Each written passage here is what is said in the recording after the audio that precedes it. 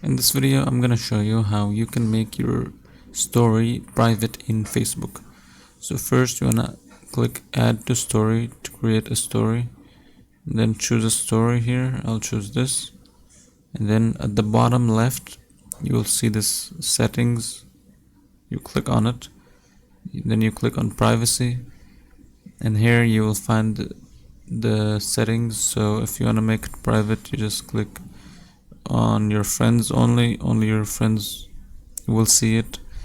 And if you want to even not include all friends, you can over here.